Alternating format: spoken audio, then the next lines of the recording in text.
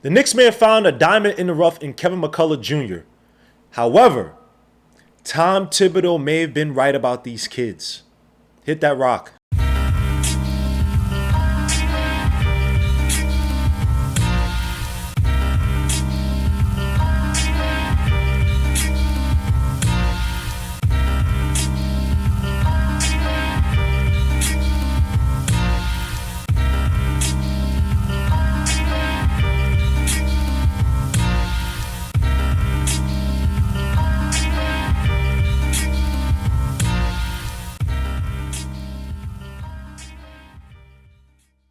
Before we get started, make sure to hit the like, subscribe to the channel. Make sure to hit the dark notification bell to get each and every notification for each and every video I put out. This your boy G Legion Knicks. Let's get it. So in game 2 of the summer league for the New York Knicks, New York got mollywopped by the Boston Celtics 94-81.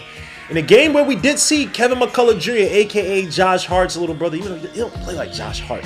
But you see him in the game, he put up 31 points, 10 for 15 from the field. Again, do a little bit of everything. 1 for 5 from 3 though. 4 rebounds, 1 assist, 2 steals. Mr. Do-It-All was all over the floor. I liked his attacks on the closeouts. Had a few turnovers that went his way for the finish. Just a do-it-all garbage type of player. Something that can translate relatively well in the NBA. And outside of Eric Purdy's a good play as well too. 9 points, 13 rebounds, 2 steals, 1 assist, 3 blocks. Like they have 5 fouls and 5 turnovers. But outside of those 2, was Tom Thibodeau right on these kids? These kids ain't, yo, my gosh. Dudes wanted these guys to get some major minutes last year. And granted, I wanted some development minutes for Pacome, and Ariel was getting them until he got hurt. But golly, these guys are not it. Again, like I said, Kevin McCullar played relatively well. I think that his issue will definitely be the catch and shoots as well as his defense. Does that translate? Because then he could be a guy who could just sit in the corner, play defense, and then build his game from there. Again, you're talking about a guy who had to transition shooting from the side like this, like the neighborhood guy who would give you 30. You know he's never going to the league, but you play him on the court anytime outside, bro. He's giving you 30, but he shoots from the side like that. They also had the leg issue, right? But again, you're seeing Kevin McCullar kind of shine through in the summer league. You see how his game could translate into the big leagues with in the regular season, and then Eric Purdy, a guy who that's my guy, man. We talking about the dribble handoffs. You saw it in the game against the Celtics. Seeing it throughout this whole summer league. You saw it last year in the regular season where he was just screen, set screen. Could dribble handoff, could pass. You saw him yesterday, even though he had that one little turn, him and Kolek. But you see him trying to direct the traffic. When he had the ball in his hands, you saw him not fearful with the ball in his hands, trying to make the plays, trying to make the passing to the guys cutting and moving. So his game, again, and the defense too, especially against Detroit. His defense around the rim. Take the fouls, I know it's an issue, but the aggressiveness and awareness you like from Eric Purdy translates so well. I can see him taking over for Mitch if you don't offer him that extension, right? Mitch, a guy often injured.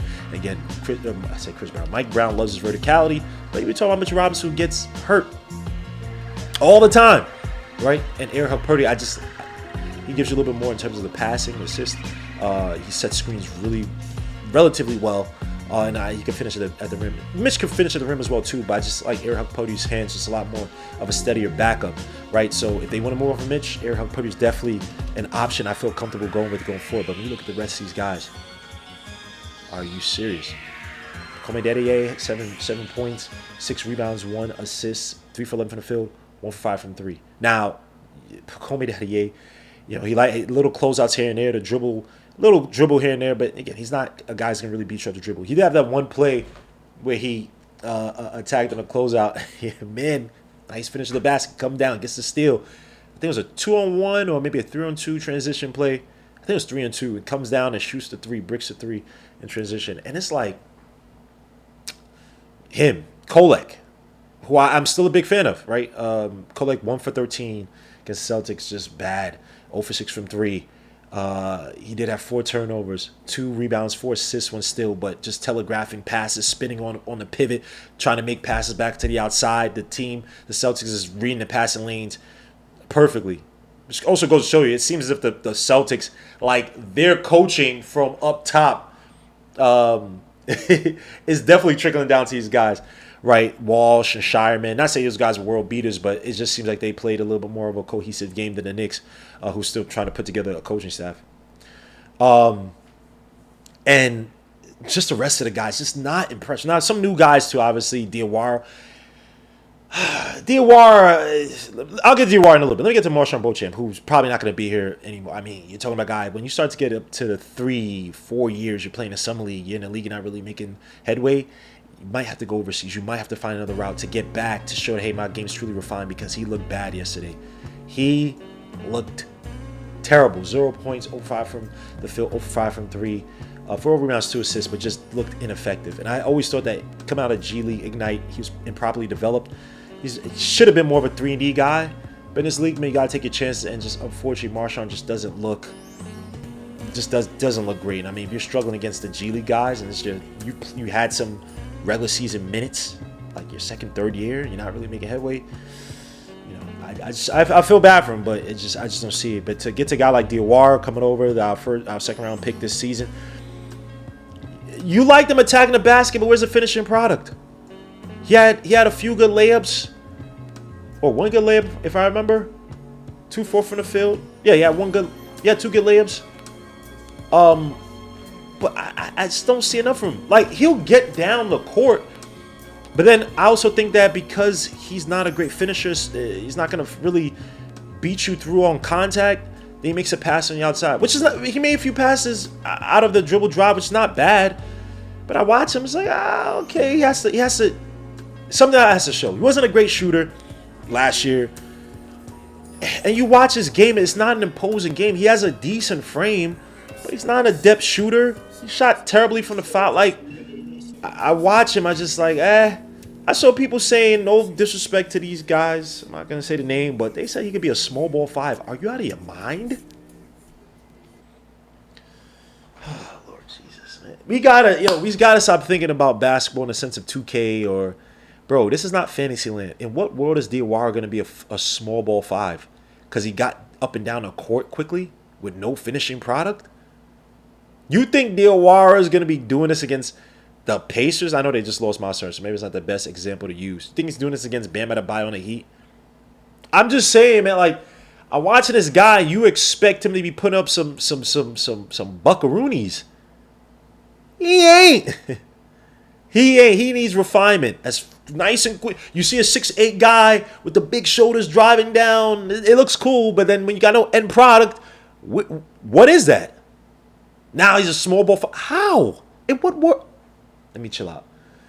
But yeah, these guys, man, I saw James Nanji get beasted to the basket on a closeout. Well, he didn't really even close out well, but by Kenny Lofton Jr. Just beat him to the basket, bullied him. James Nanji looks raw. I mean, yo, bro, was Tom Thibodeau right? Luka Skuka, 4 points, 0-5 from field, 0-4 from 3. These guys, UD Baba probably, everybody was screaming out Baba for him. He only played almost 3 minutes, 250 against him. Think of Pate. I keep saying Pate. Is it Pate? 3 for 6 from the field, 1-4 from 3, 7 points. Looked okay. Like, it's just Tom Thibodeau. Say what you want about him. And it's not me crying for him to come back. Trust me. But one thing you can't say about Tom Thibodeau was that he did not want players who had sound fundamentals. Young players. People say, oh, we didn't play Obi Toppin. Obi Toppin's not a fundamentally... Oh, sorry. He's improved. But Obi Toppin, when he was here, was not a fundamentally sound player. You know what was? IQ. All the flows were not IQ could play defense. IQ could hit the 3. IQ knew where to be on the floor. IQ could play the help defense. IQ knew positioning. Right? Played 19 minutes his rookie year under Tom Thibodeau. Grimes. If this guy can learn how to shoot in New York, now he did in Mavericks and Detroit when the Mavericks they lost Kyrie and Luka in Detroit where everybody was hurt. So maybe the pressure got to him. But Tom Thibodeau gave him every right to win that starting 2 job. He just couldn't. That's why he lost to the Dante DiVincenzo. But then you saw the fundamentals in terms of defense and the 3-and-D. At times, you felt like, okay, it could mature, the offense could mature a little bit. But fundamentals were there. Everybody else has been... all the other guys... I said Obi Toppin really playing an offense that suited him well, and he was a beneficiary of their best players. He wasn't really a creator like that. Mr. 17 points in game, whatever it was against OKC, but minus 15. He wasn't fundamentally sound guy. Couldn't rebound, couldn't defend. Say what you want about Tibbs, but the young players who got time under him, got a chance, were mostly fundamentally sound young players. Now you're seeing it now. People complain, oh, Tyler Kolek, this guy, we got to write him off. Tyler Kolek is trying. But you wanted Tom Thibodeau to put this guy and give these guys major minutes. Now, I think Eric Purdy and Pacome should have gotten some minutes last year, right? I thought they should have gotten development minutes. Huck Purdy was getting out until he got hurt.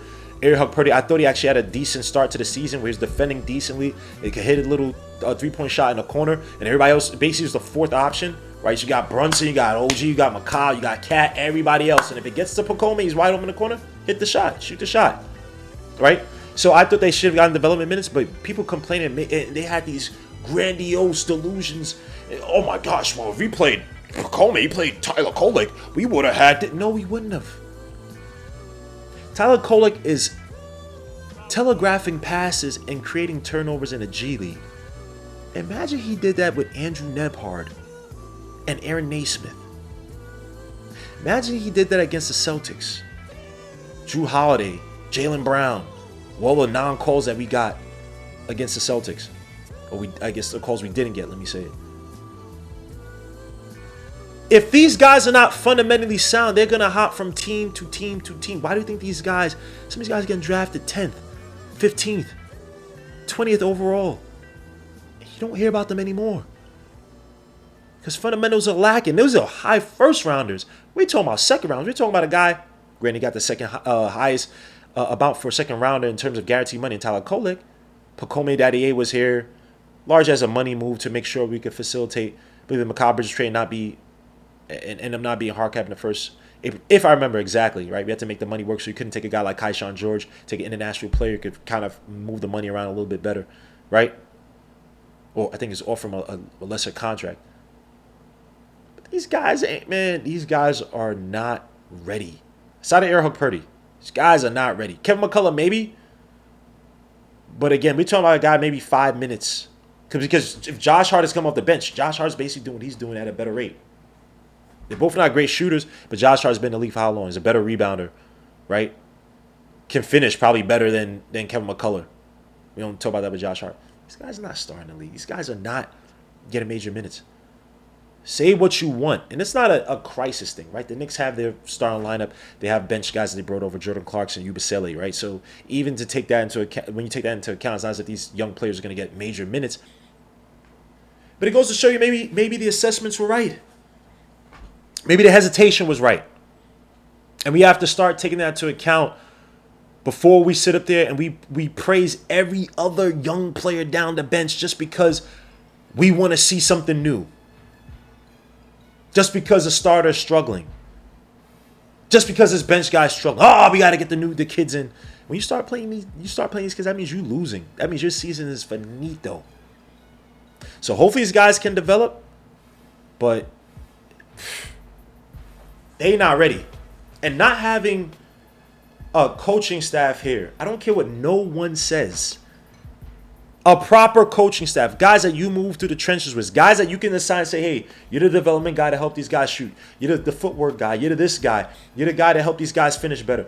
Having those type of specialists, since you guys cried for it that we didn't have on the tips, fair enough. Where's it now in this championship run that we're about to make? When Mike Brown himself said we got different levels to work on, blah, blah, blah, blah. One is going to be the kids. Where's that coaching staff? They're supposed to be here in the summer league working with these guys day in, day out, even if it's for a week of summer league. We're talking about having retreads from Tom Thibodeau's era. Isn't his nephew or something on the team, or son-in-law, or not son-in-law? Isn't he like a relative or something here? Somebody's here. A bunch of these guys. Isn't Yashimoto still here?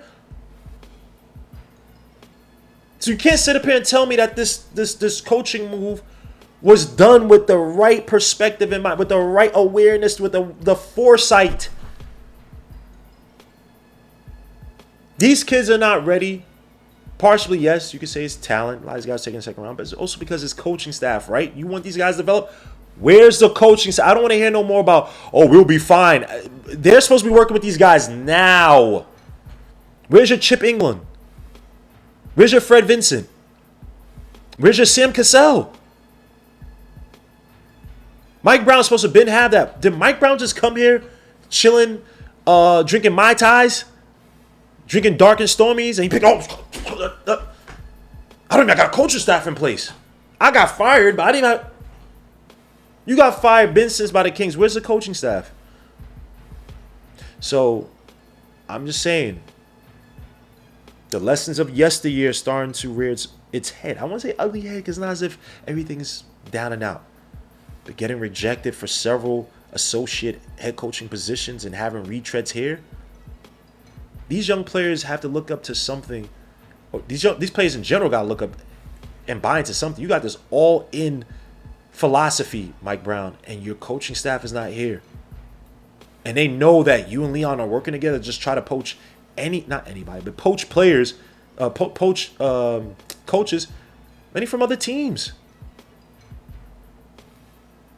How does that look? You go into this regular season, get some head coaching position. That was your 8th, 9th choice. And you want these guys to believe? You think these guys are going to truly develop if they don't believe in the system? Say they didn't struggle out the gate. These guys going to believe?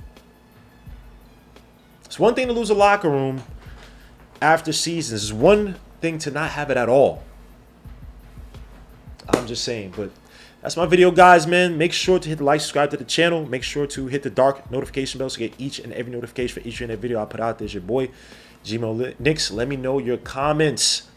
How do you feel about this Summer League performances, key players? What do you want to see in terms of these next 2 games by the Knicks in the Summer League?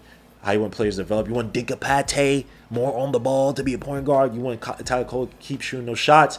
Call me Daddy A to have the ball in a little bit more in his hands. What do you want to see in the Summer League? Kevin McCullar feature more? What do you want to see? Talk to me. Let me know. Am I wrong in my assessment saying these kids, Tom Thibodeau may have been right? They not ready. They not it.